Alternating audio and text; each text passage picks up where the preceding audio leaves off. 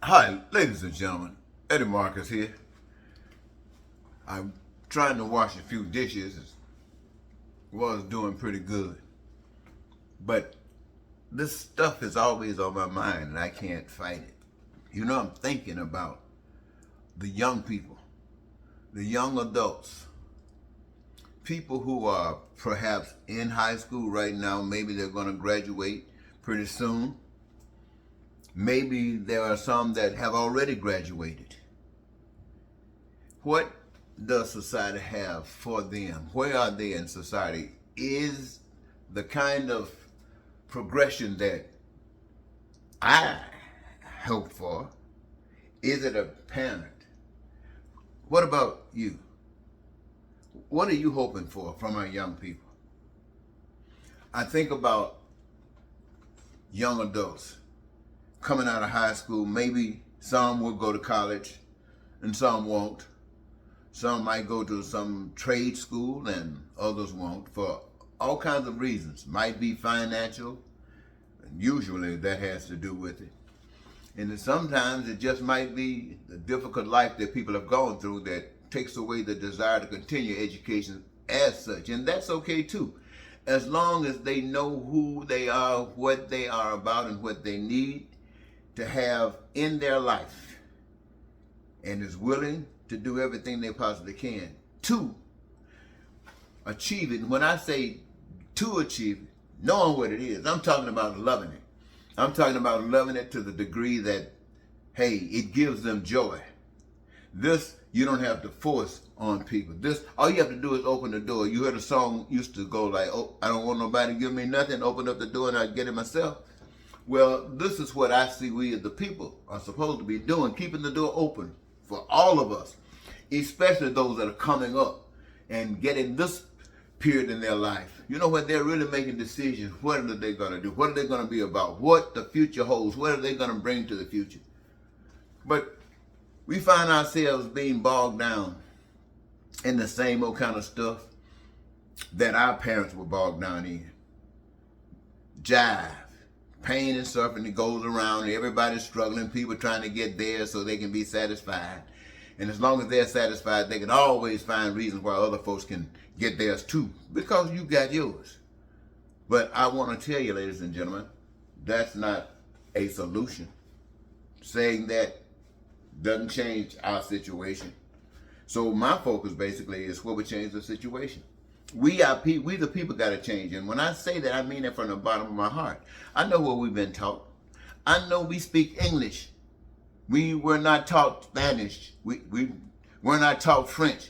We were not taught Chinese and Japanese. And those people can speak right in our midst, saying the same dead gum things in their language, what we say in our language, and get the same results. And we never know a word that they're saying, but we can see what they're doing, and we can tell if they're saying the same things that we're saying because we're doing the same things. And if we were talking truth, if we were talking about that stuff which was righteous, the same thing that I'd be doing, you'd be doing, and they'd be doing, and they'd be doing it. Why? Because we'd understand the language. We'd understand the spirit of the language, and it would be the same. But we don't know that because we haven't been taught that. We don't even know how that thing walketh. But ladies and gentlemen, I tell you this. In order to bring about change, we have to change. It's not going to just happen. A lot of us just think that it's going to happen.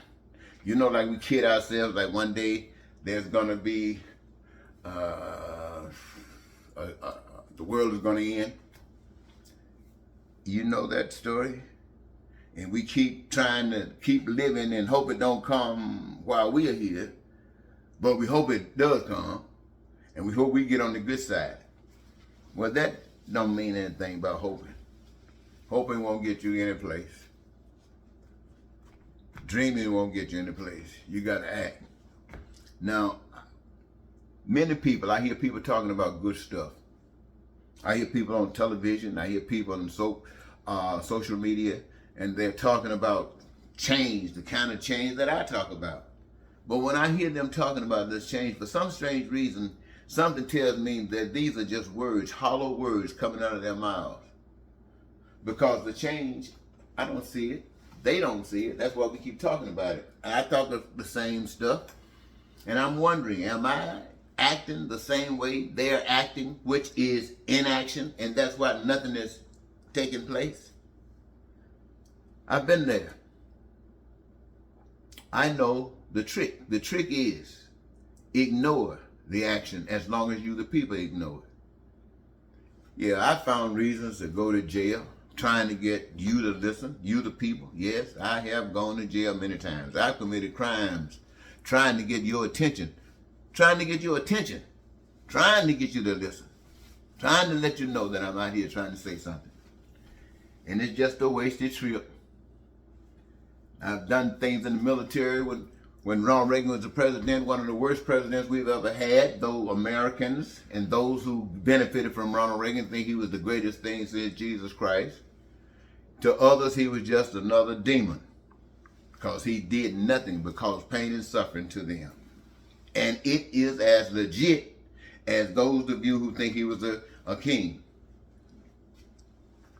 So what I'm saying is that whatever Ronald Reagan, Republicans had to offer was due to squat to some people. And for those on the other side who thought they were doing something good was still the same to the people. And everything that we have been doing has been due to squat for the people. Yes, some of you have always benefited, and some of you have always lost because you're not listening to the truth. You're not listening for the truth. You're not listening to God. That's what and I'm not talking about me being God. See, the things that I say to you, I put against anybody because I guarantee you this is what I'm saying to you. I want you to know that when I was born, my mother was very young. She couldn't support me. You know about the young kids that get pregnant. And I was born out of something like that. But my great-grandparents, not my grandparents, my great-grandparents got me. These are the oldest folks that was in my family during these times. They got me, and they took care of me, and they raised me. They raised me in such a way that I would understand that everybody on earth was important. That's what these old folks taught me. They taught me that everybody was important because everybody came from God. And they taught me that God was magnificent in his creation, that he made all of us, and he made us unique in that we had commonalities amongst us, and there were things that were just central to us as individuals, and resources necessary to meet every need that we might have. Those would be stored in the earth, above the earth, on the earth, some seen, some unseen. But we, the people, having the capacity to discern where, when, and how. And all of our needs and our wants, those things would be generated through our imagination. And as they were, we could see them. And the way we were created with different purposes, different goals and things that we would bring to the earth to contribute. Many of you know the story. You know, a long time ago, some of you people who are a little bit older, you used to think about, you didn't want to have to abort kids because you always thought that these kids coming into the earth brought something to the earth. They might be the answer to this or the answer to that. So we didn't want to abort people.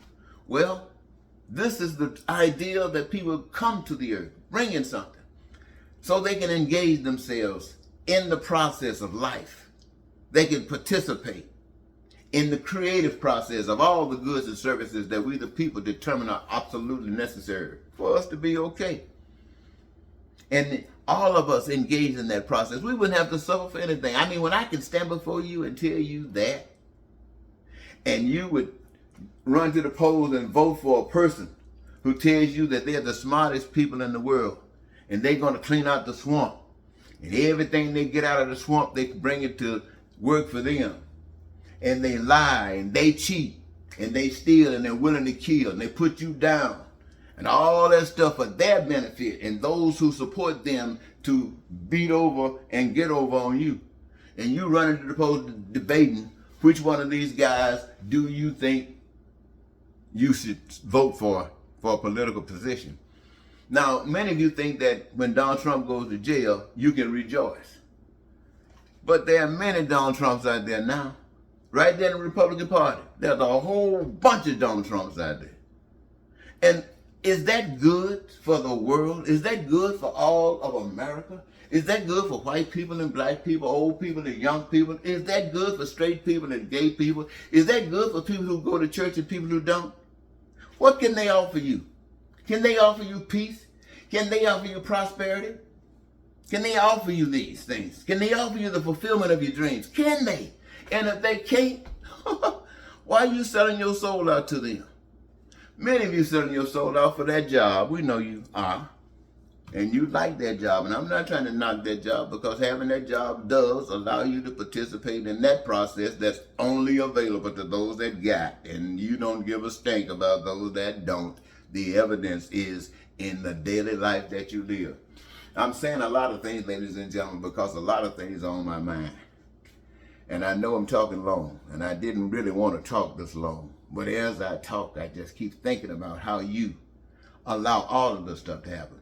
I can't really say and put down the government, because the government is you. I can't really talk about Republicans and Democrats and how they respond in life, because it's you. So I want you to know that this is a result of the way humanity has received, ooh, this is so beautiful, God. That's the way you received your environment. Just like you received those old people. Those old people were telling me that it didn't matter what the rest of the world does. If you stand up for righteousness, you are standing up against all that the world is about. The world is not about righteousness at all. And those who try to tell you about righteousness in this life are faking it. The truth of it is this. It's like day and night. They don't mix. If you were led by the Spirit of God in this world, you don't mix. You just don't mix. And everything that you are about is about what heaven is about. Thy will be done on earth as it is in heaven. Wherever you are, heaven must exist. Why? Because you are a physical manifestation of that spirit. And the world has nothing to do with you. And when you stand up, you don't stand up and hope. We know that you really want people to change and see God in what you're doing. But it's not under your control. All you got to do is be. And that must possibly means that there's no time for stopping. Like the thing that keeps me solid right now is because I got an angel and a curse. My angel is my wife. My wife takes care. If she got something to eat, I got something to eat. That's my angel. She does that because she loves me. But I tell you what, this angel does not believe one thing I say. Everything I tell you, everything I commit my life to, she doesn't believe any of it. In fact, she's embarrassed by it. All the hell we've been through and all the love we've been through. And this stuff has never changed. You think she's mentioned it to a friend, a co-worker, a person at church, or a family member? I don't think any of my children that grew up in the house with me have ever shared anything. Well, I can't say that, because one of my daughters said that some of their friends have subscribed to my post. But I'm basically sure that other than that, people really are ashamed of me. They're ashamed of me because I believe the stuff I tell you. I know it'll work. and I commit myself to it.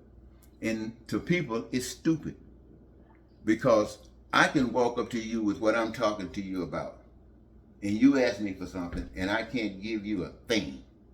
And another person can walk up with me at the same time, and you ask that person for something, and they can throw it out. And I'm talking about money. They can give it to you. And you walk away being satisfied with what that guy with that money gave you, or how he was able to respond to your needs. And the way I responded to your needs with conversation wouldn't mean a thing. And so that's the way it works.